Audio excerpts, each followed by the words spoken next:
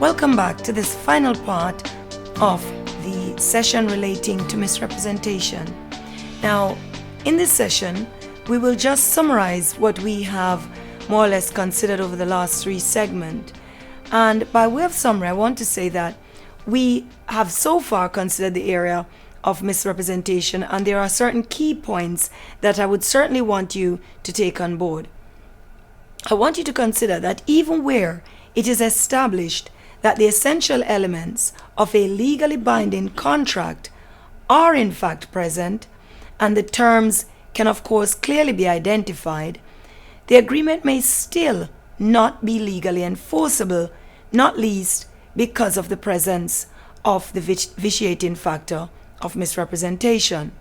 Now, sometimes a law student finds that misrepresentation is one of the more difficult topics in the law of contract, not least because it involves a mixture of the common law and equity and statutory rules. Now, if you are faced with a problem question involving a pre-contractual negotiation, then I will take the remainder of this segment to guide you through the approach you ought to take in answering it.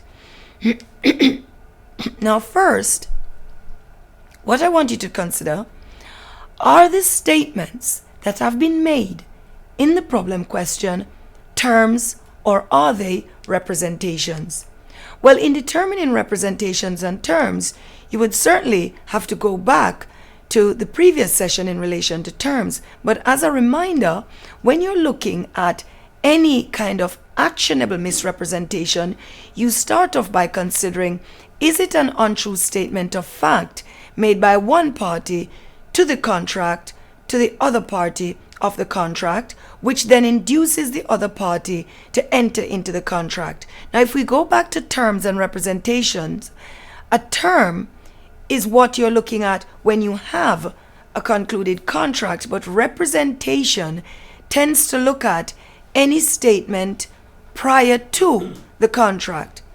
And the only time that it will give rise to liability, of course, is if that representation then, in the end, turns out to be a misrepresentation.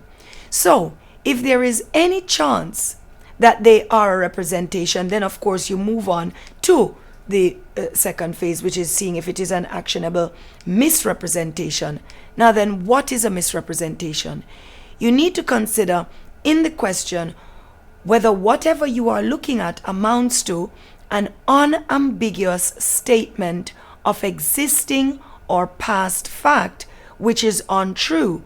Now, there must be an active representation, either by words or deeds. Remember, as was said, silence alone will not amount to a misrep unless you're looking at some sort of contract of the utmost good faith. So you need to look at whether did the party who it is being said in the problem has made a representation which amounts to a misrepresentation, was it by words or deeds? Look at the words used, because the words used must have induced the relationship. It is not sufficient that what was said was by way of opinion, for example, or if it was that it wasn't known at the time. So think of the case where it was said that the farm could hold X number of sheep.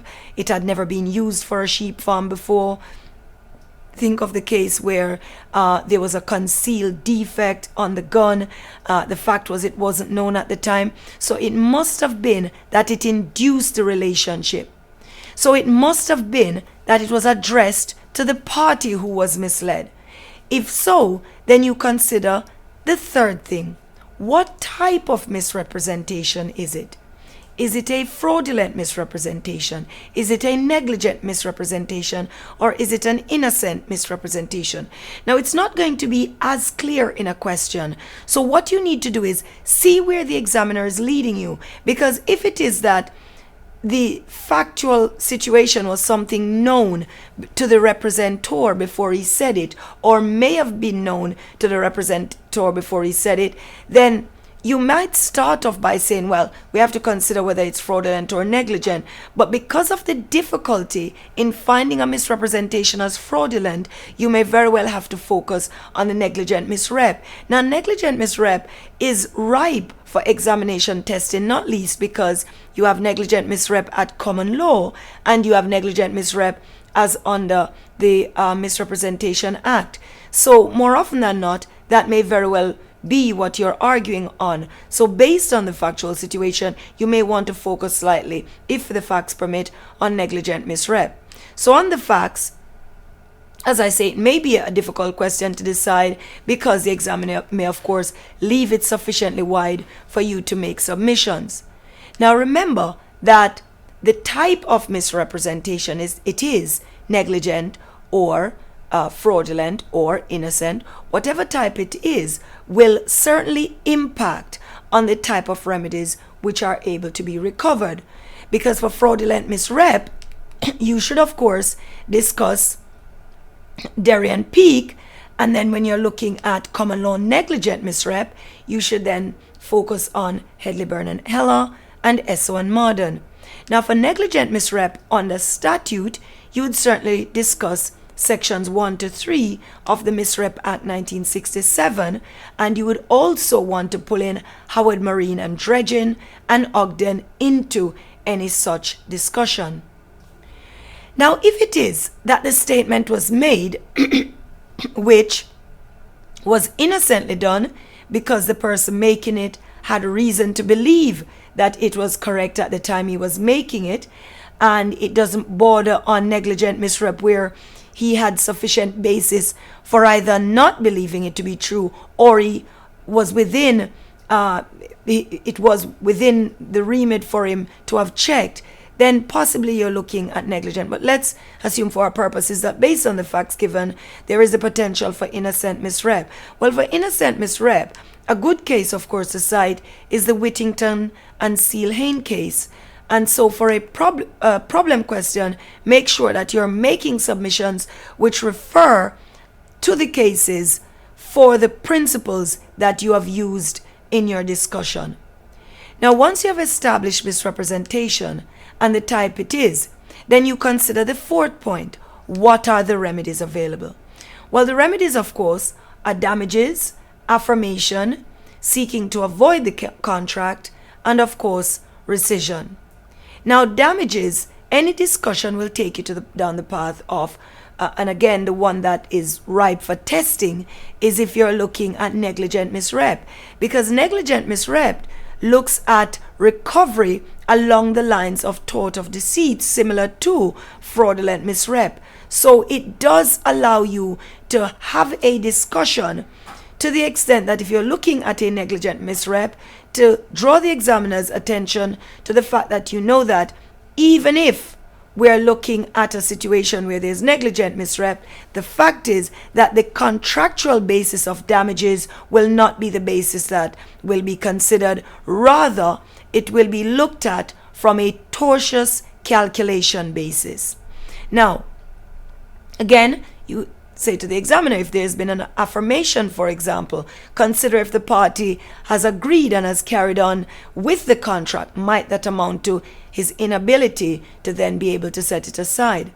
And lastly, of course, if you are going to discuss rescission in the context of remedies, then consider what bars there are to rescission. So is there a possible bar because of a lapse of time, for example? And again, you have to bring this out in your answer.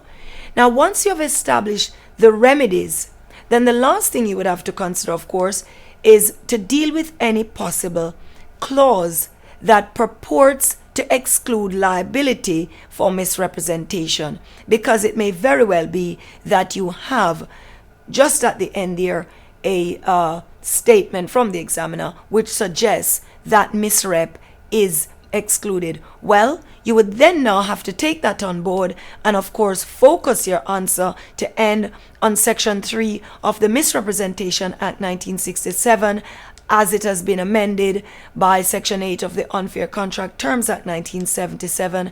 And so it is possible to exclude liability for misrepresentation, but only insofar as it is reasonable. Now, I hope that gives you some understanding of the area of misrepresentation, and certainly, as I say, if you're seeking to focus on this area as an area to prepare for the examinations, then I would urge you to also do it in conjunction with mistakes, because quite a few of the questions do have that overlap.